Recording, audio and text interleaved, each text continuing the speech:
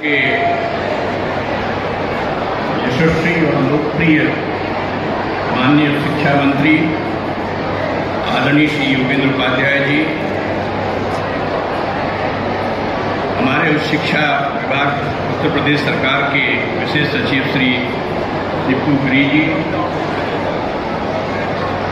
GNIDA की ACO Shrimati प्रेरणा सिंह जी,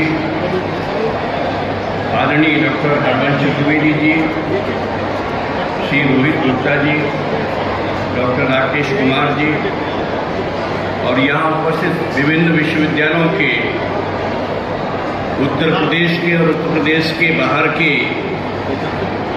सभी honourable chancellors, pro chancellors, vice chancellors, pro vice chancellors,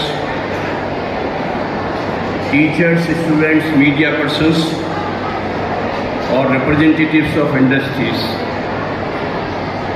माननीय मुख्यमंत्री जी के शिक्षा सलाहकार के रूप में मैं आप सभी का उत्तर प्रदेश के शिक्षा जगत की ओर से स्वागत करता हूं, अभिनंदन करता हूं।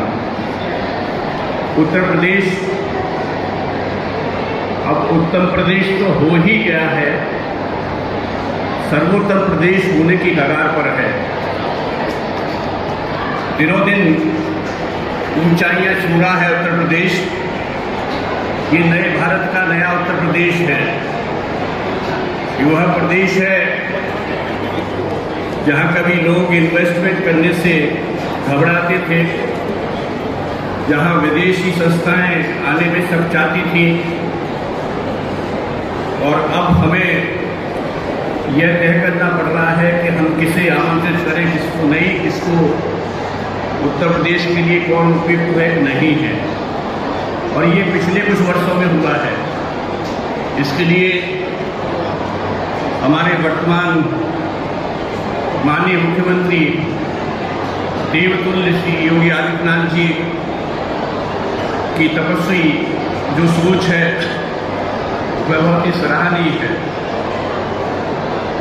उस शिक्षा विभाग आदरणीय योगेंद्र उपाध्याय जी, माननीय शिक्षा मंत्री जी के कुशल नेतृत्व में बहुत ही गतिशीलता के साथ आगे बढ़ रहा है। नित्य नए कीर्तिमान छू रहा है।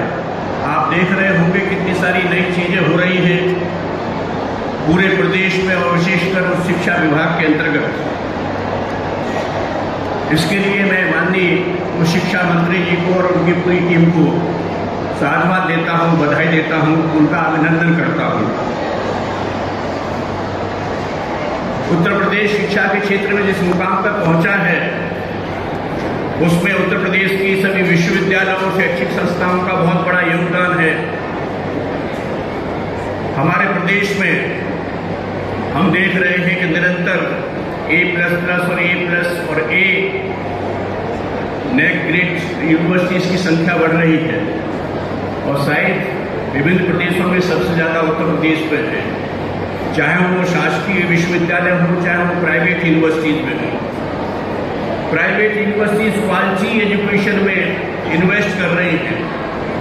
उनकी सोच में बदलाव हुआ है और वे मान के चल रहे हैं कि investment in quality higher education is the investment in the future.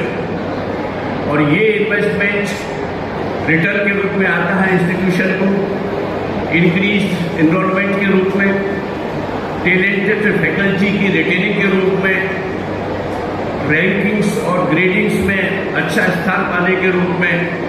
और इसलिए अब एक नजरिया बदलना है शिक्षा को लेकर। हमारे माननीय मुख्यमंत्री जी की सोच बड़ी स्पष्ट है शिक्षा को लेकर के, और वो इसलिए भी है कि अपनी शैक्षिक संस्थाएं उनकी स्वयं की रही हैं और शिक्षा के प्रबंधन से वो लंबे समय से जुड़े रहे हैं। वे शिक्षा को संस्कारों से अलग नहीं देखते। वे शिक्षा को व्यक्तित्व का सौंदर्य सर्वांगीण विकास का एक माध्यम मानते हैं, चरित्र निर्माण की एक यात्रा मानते हैं, देशभक्त से ओतप्रोत युवाओं को बनाने का एक संकल्प मानते हैं। और इसलिए ऐसी ही शिक्षा वे उत्तर प्रदेश में देना चाहते हैं। हम सभी जानते हैं राष्ट्रीय शिक्षा नीति हमारे यशस्वी और विश्व के लोकप्रिय नेता प्रधानमंत्री माननीय श्री नरेंद्र मोदी जी के कुशल नेतृत्व में इस देश में आई। और राष्ट्रीय शिक्षा नीति 2020 ये कहती है कि हमें अपने विद्यार्थियों को वैश्विक नागरिक बनाना है। We have to develop the learners as the global citizens, but they should remain connected to their roots. अपनी जड़ों से भी जुड़े रहें, उसके साथ साथ वैश्विक नागरिक बने। और हमारी राष्ट्रीय शिक्षा नीति एक बड़ा संकल्प लेती है, एक बड़ा रास्ता दिखाती है, और वो ये है कि भारत को ज्ञान की महाशक्ति के रूप में विकसित करना है। और ज्ञान की महाशक्ति के रूप में विकसित करते हुए, विकसित भारत का संकल्प पूरा करते हुए हमें एक विश्व में शीर्ष नेतृत्व देना है, ग्लोबल लीडर बनना है। और इसलिए ये तैयारी कौन करेगा? ये तैयारी हमारे विश्वविद्यालय करेंगे, शैक्षिक संस्थान करेंगे, क्योंकि उनके विश्वविद्यालयों के परिसर में जो आज की युवा पीढ़ी है, वही वो लोग हैं जो आगे चल के विकसित भारत का नेतृत्व करेंगे।